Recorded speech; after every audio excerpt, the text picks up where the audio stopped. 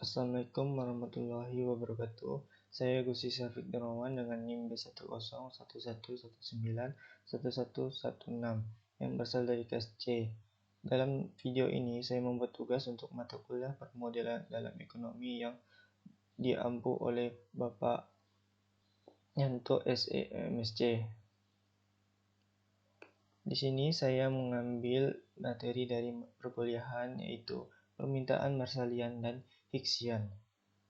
Dengan judul yang saya buat yaitu Expected Demand Kendaraan Elektrik di Kota Pontianak. Nah, pada bab 1 ini pendahuluan yaitu terdiri dari latar belakang, rumusan masalah, tujuan penelitian, dan kontribusi penelitian. Yang pertama adalah latar belakang. Expected demand adalah sebuah upaya yang harus dipertanggungjawabkan oleh pihak produsen untuk memberi gambaran terkait permintaan produk itu sendiri kepada pihak konsumen. Adapun demikian, permintaan yang ditawarkan di sini bukan dalam bentuk permintaan secara langsung, akan tetapi tidak langsung atau indirect demand. Hal ini dikatakan demikian karena produk luxury tersebut belum dipasarkan di Indonesia sama sekali. Masalah lainnya adalah jika produk tersebut belum dipasarkan, berarti harga pun belum ada. Maka dari itu timbullah dengan istilah expected demand. Setelah mengkaji apa itu istilah expected demand, maka saksi bahasan di sini adalah expected demand kendaraan elektrik. Kendaraan elektrik secara etimologi adalah jenis kendaraan yang berbasis elektrik atau juga bisa didefinisikan sebagai kendaraan yang didukung oleh energi surya. Kendaraan ini semakin banyak diperbincangkan oleh kalangan peneliti semenjak berkembangnya teknologi di era globalisasi saat ini. Pemerintah Indonesia pun kini mencoba mengembangkan sektor otomotif di tanah air. Pernyataan tersebut ditandai dengan persiapan draft peraturan Presiden tentang pemanfaatan tenaga listrik untuk transportasi, dikutip dari Kompas tahun 2016.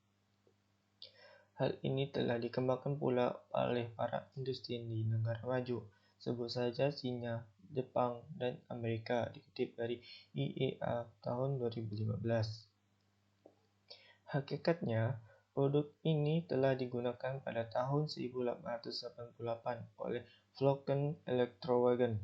Awalnya, jenis moda kendaraan tersebut muncul di Amerika Serikat.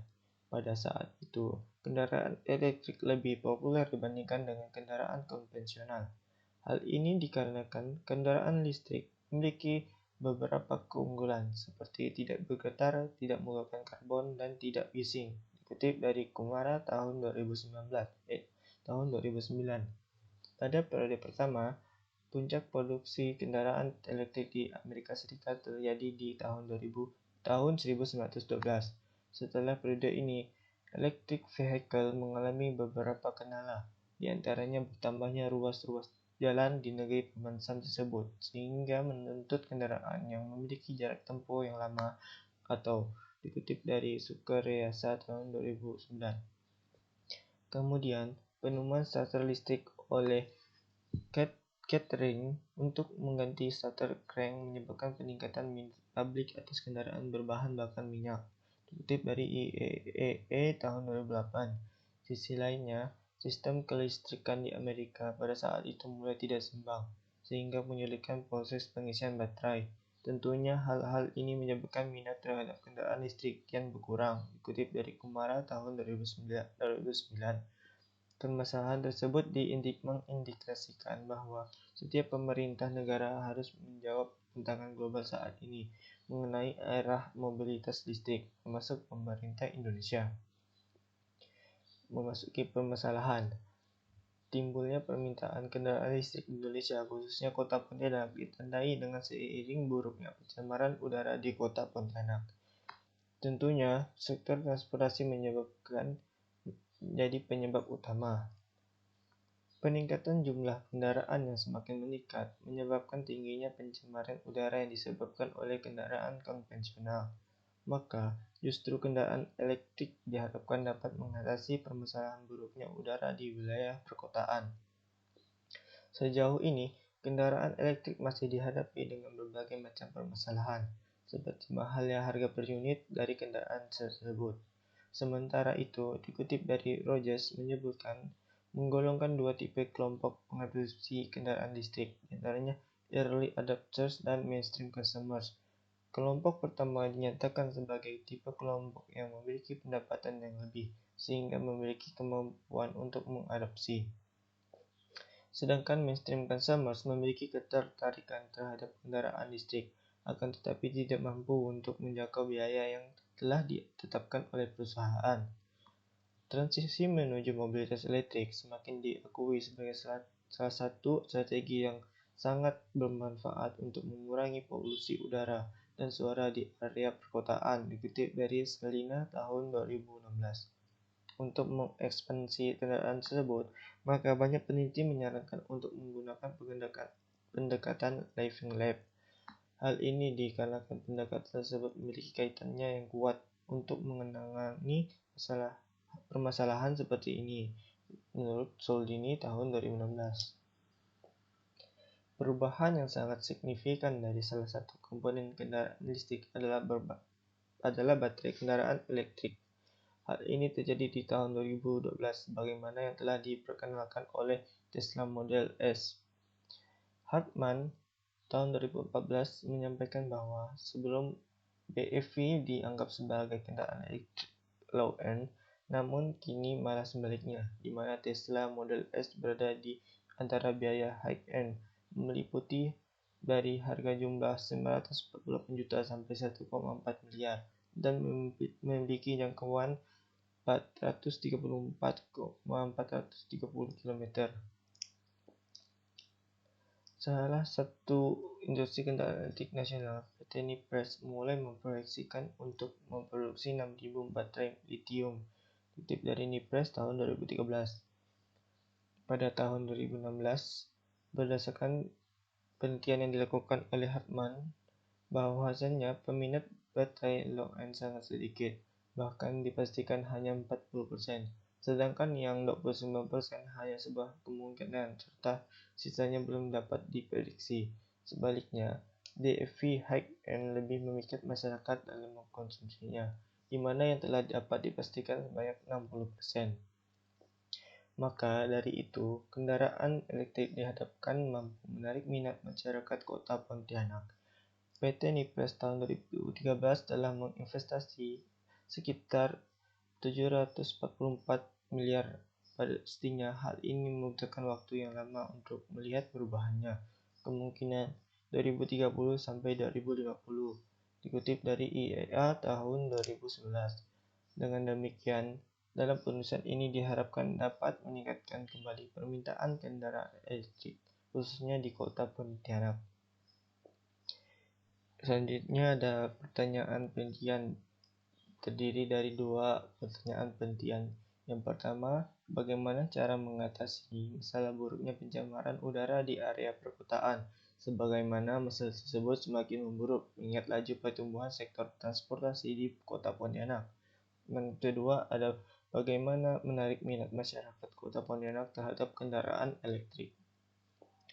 Selanjutnya ada tujuan penelitian, yaitu untuk mengatasi masalah buruknya pencemaran udara di area perkotaan, sebagaimana permasalahan tersebut semakin memburuk mengingat laju pertumbuhan sektor transportasi di kota Pontianak. Yang kedua ada untuk menarik minat masyarakat kota Pontianak terhadap kendaraan elektrik. Selanjutnya ada kontribusi penelitian. Yang pertama, kontribusi teoritis, yaitu melalui penelitian ini, hasil penelitian diharapkan dapat menjadi referensi dalam membahas kendaraan elektrik di kota Pontianak. Yang kedua ada kontribusi praktis. Hasil penelitian ini diharapkan mampu memberikan kontribusi dalam menambah informasi dan sumbangan pemikiran serta bahan kajian khususnya mengenai kendaraan elektrik di masyarakat kota Pontianak. Selanjutnya ada bab 2, yaitu tinjauan pustaka. Pertama dari landasan teori, yaitu pertama ada teori permintaan. Menurut Gilarso tahun 2003, istilah permintaan atau demand dalam ilmu ekonomi memiliki makna tertentu, yaitu merujuk pada hubungan antara jumlah suatu barang yang akan dibeli dan harga barang itu sendiri. Demand dapat didefinisikan sebagai jumlah dari suatu barang yang akan dibeli pada berbagai kemungkinan harga. selama jangka waktu tertentu dengan anggapan hal-hal lain tetap sama, atau biasa disebut juga dengan ceteris paribus. Sedangkan fungsi permintaan menurut Virgantari tahun 2011 merupakan bukan jumlah yang diminta dan faktor-faktor yang mempengaruhinya pada tempat dan tertentu. Agar lebih terperinci, fungsi demand dapat diturunkan melalui dua cara, yaitu memaksimumkan kepuasan dengan kendala jumlah anggaran dan harga barang. Kemudian penerapan teori dualitas, yaitu meminimumkan biaya dan memaksimumkan output pada tingkat pengeluaran tetap. Selanjutnya ada teori compensated demand. Jika ditelusuri dari sudut yang berbeda, berdasarkan teori Higgsian, maka kepuasan maksimum dari permintaan konsumen akan tercapai pada titik persinggungan antara kurva indifferent dengan garis anggaran. Pada saat itu, slope garis anggaran sama dengan slope kurva indifferent.